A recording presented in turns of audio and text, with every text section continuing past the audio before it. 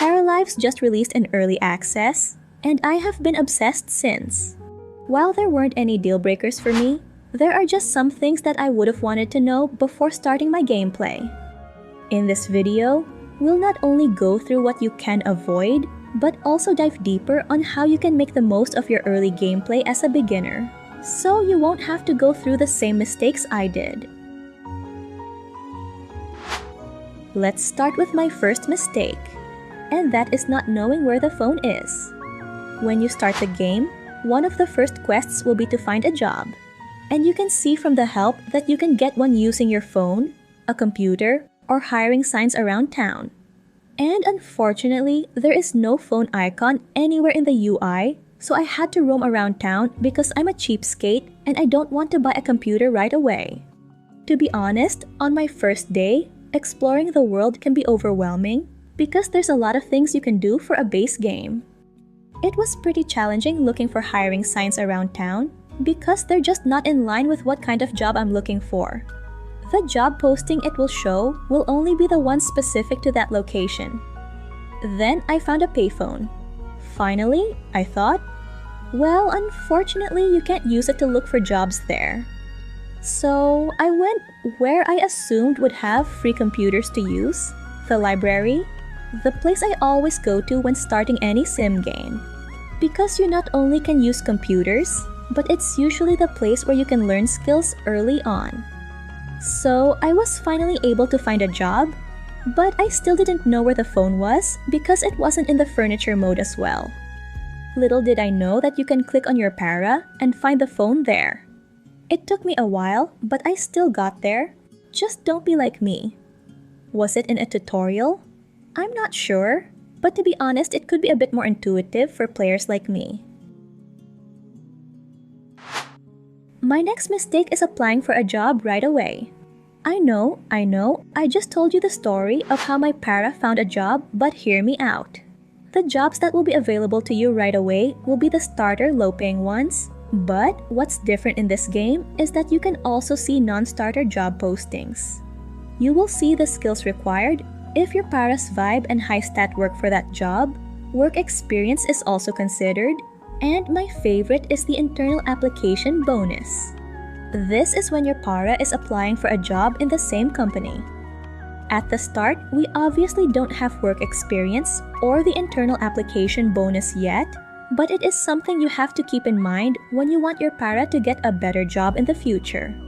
Knowing what jobs are available to apply for is godsend because you can start learning those specific skills.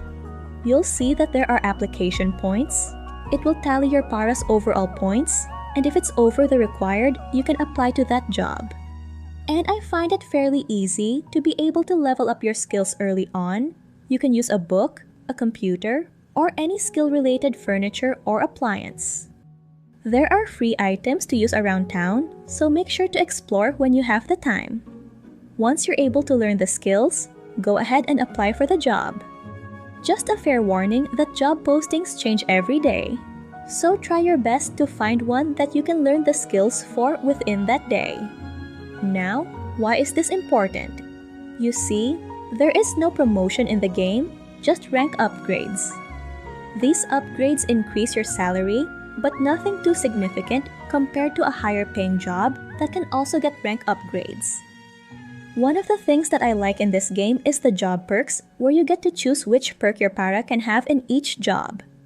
It can give you an increase in salary, help you learn more skills, increase your relationship with a coworker, and the like. The higher the rank, the more perks you can get, but perks only come with the job and will reset whenever you change jobs, with the exception of the first one, which I think will depend on your vibe. And did I mention you can have more than one job? As long as the schedule works, the game will let you. And each job will have a different set of perks. Another thing that I liked is that jobs are not tied to one work experience category, or at least not all jobs. For example, a studio director can be under software development, art, and management. And this can help your para transition to a different industry if that's what you want. Of course, skills required should still be considered. Moving on to my next mistake, which is not focusing on knowledge skills. You see, in this game, there is the knowledge skill, then there is the activity skill. Leveling up my para's knowledge skill has always been a bottleneck for me in terms of progressing their activity skill, which you need to progress in their career or create better items depending on the skill. Think of the knowledge skill as a cap, where your activity skill will not increase further until the knowledge skill has increased. And the higher your knowledge skill is, the faster you learn an activity skill under that knowledge skill. For example, the guitar and piano skills are under the music knowledge skill. There will be cases where you can't increase the level of your guitar. Sometimes this means that you'll need to increase your music knowledge. And don't worry, when you're learning the activity skill, the knowledge skill also increases. That said, you can learn knowledge skills directly from books and the computer. Do keep in mind that when your paras are under the weather, stressed, bored, or even infected with a virus, that they are unable to learn skills. No pushing your paras to the limit. That's why you have to balance keeping your paras happy and progressing their career or lifestyle. My next mistake is not using the inventory right away. I'm not sure if it's a bug or intentional that it's not yet available in early access, but I can't place cooked food in the refrigerator. And I don't like wasting food. So here, inventory is your friend. And it took me a while to realize that meals also have this button right here. This means you can place it in your inventory. It not only saves you more time from cooking multiple meals, but it also pauses the meal's degradation, at least in my gameplay. So far, I have not experienced expired meals from the inventory. It is also fairly easy to place back the item in the world, so I think it's an okay workaround. Hopefully, we'll be able to place meals in the refrigerator soon. But let me know if I'm the only one experiencing this, and if it works fine in your gameplay. If you're enjoying the video so far, make sure to subscribe so you're always in the loop for the latest on farming and life sim games, updates, and gameplay tips. My next mistake is not using the bus stop. To be honest, it's already fairly cheap.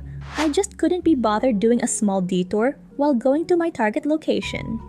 And to no one's surprise, it definitely saved my paras some time, especially since the town is pretty big.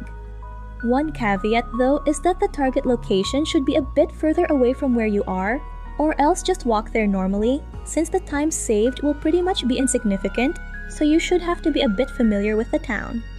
So try your best to explore the town at the beginning. Not only are there collectibles you can forage, but also free items you can purchase. The bus stop is a time saver to me since my para's workplace is a bit too far from their home, so going to and from should save some time. One thing to consider as well is that their home should be near a bus stop just to make it a little bit more convenient. And if Paralives has caught your interest, and you're wondering what other cozy farming and life sim games are worth keeping an eye on, the next video is perfect for you.